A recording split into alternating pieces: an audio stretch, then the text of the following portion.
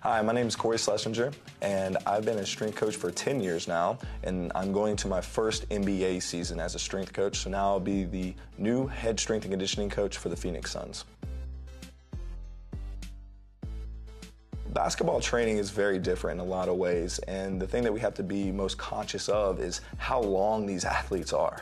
So barbells, dumbbells, kettlebells, they're made for guys my height, really short, and that's why we can lift weights really well. For these athletes, we need to find more regressed models so that they're able to execute high loads, but do it in a safe manner that will A, get them more performance, but B, make sure that they stay healthy. What really matters the most is how the athlete feels coming in on a daily basis. If they're feeling good and we're in a position to get them stronger, let's execute that to the best of our ability. But because the season's a grind, 82 games, so sometimes we got to reserve and we got to do everything we can to make them feel good. So at the end of the day, if we can keep them healthy and make sure they're available, hopefully along the way we can get them stronger. When it comes to exercise selection, most importantly is what works for that particular athlete.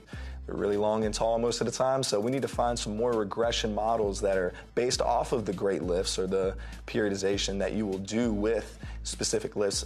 For example, the Olympic lifts, the power lifts, those are all the ones that get us bigger, faster, stronger. But once again, these athletes are very special and we need to do everything we can to keep them safe. So with the regression models, so for instance, instead of using straight bars, maybe we'll use a trap bar. So anything that we can to once again keep them safe and put them in a position to get stronger while not putting damage on the body.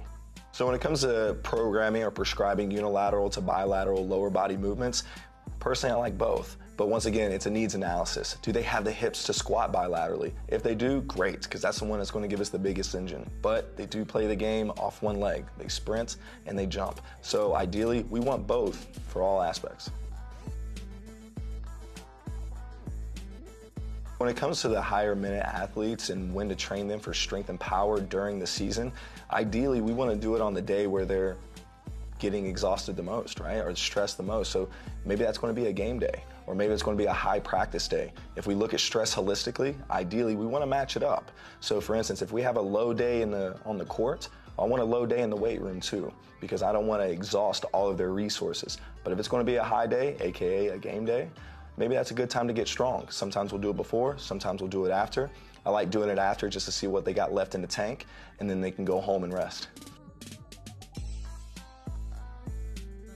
Any advice that I would give to young basketball players that are trying to make themselves into college and then eventually the NBA is to really use the simple aspects of training. Like, simple works. I know it could be boring, I know it could be monotonous, but ideally that's where you're going to build that foundation.